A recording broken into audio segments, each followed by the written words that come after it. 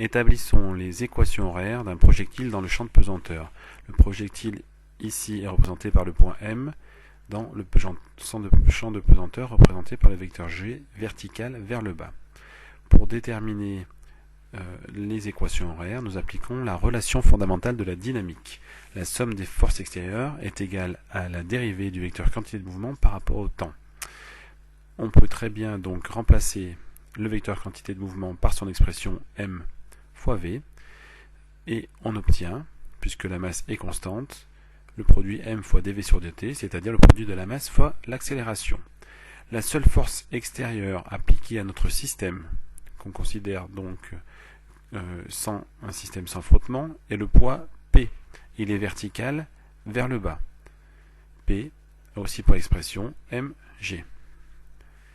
Donc, l'accélération A est égale au vecteur champ de pesanteur G. On a donc maintenant à déterminer les coordonnées du vecteur A dans le repère OXY, OX étant l'axe horizontal, OY l'axe vertical. Cette accélération selon x s'appelle AX, selon y AY.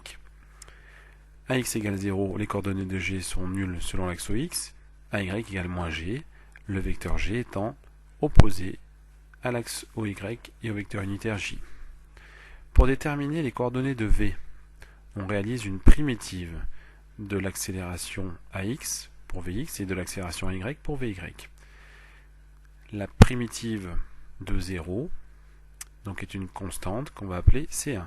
La primitive de moins G est égale à moins Gt plus une constante appelée C2. Pour déterminer C1 et C2, nous allons utiliser les conditions initiales, celle du vecteur vitesse V0. Ici, V0, dans ce triangle rectangle, est déterminé en fonction de alpha, Vy également.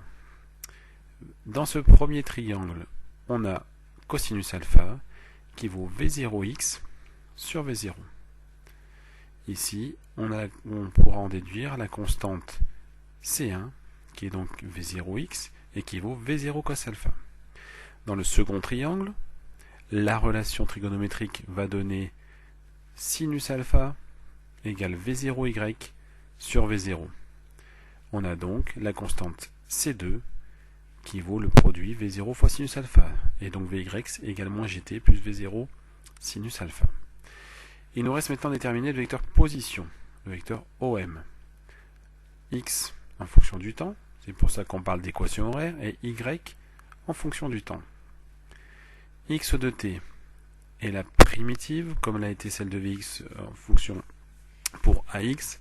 X de t est la primitive de Vx, et comme Vx est V0 cosinus alpha, x égale V0 cosinus alpha t, plus une constante appelée C3.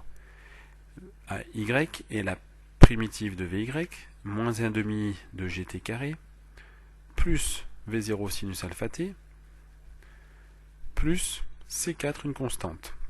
Pour déterminer les constantes C3 et C4, il suffit d'observer les conditions initiales, et ici on s'aperçoit que le point M a pour coordonnée à t égale 0, 0, h. On a donc x de t qui vaut V0 cosinus alpha t plus 0, la constante C3 est nulle, et y de t qui vaut moins 1,5 de Gt carré plus V0 sinus alpha t plus h, qui est la constante C4.